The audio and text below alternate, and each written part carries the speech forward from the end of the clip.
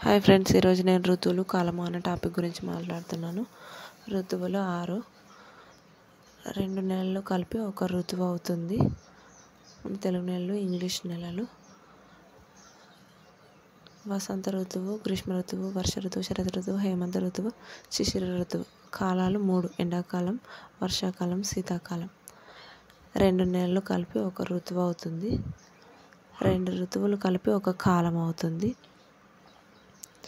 చైత్రము, వైశాఖము వసంత ఋతువు, జ్యేష్ఠము, ఆషాఢము గ్రీష్మ ఋతువు, శ్రవణము, భాద్రపదము వర్ష ఋతువు, ఆశ్వీజము, కార్తీకము శరత్ ఋతువు, మార్గశిరము, పుష్యము హేమంత ఋతువు, మాఘము, పాల్గొనము శిశిర ఋతువు.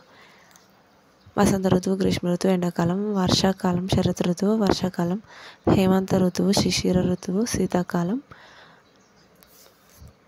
ఋతువులలో వసంత ఋతువులో చెట్లు బాగా చిగురిస్తాయి. గ్రీష్మ ఋతువులో ఎండలు బాగా కాస్తాయి.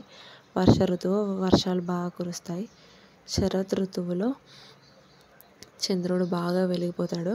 అంటే పగలు సమయం తక్కువగా ఉంటుంది, రాత్రి సమయం ఎక్కువగా ఉండడం వల్ల శరత్ ఋతువులో వెన్నెల బాగా కాస్తుంది.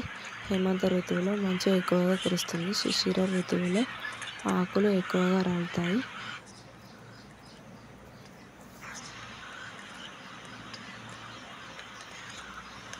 దీనివల్ల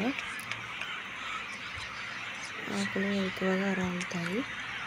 ఈ ఋతువుతో సంవత్సరం పూర్తవుతుంది.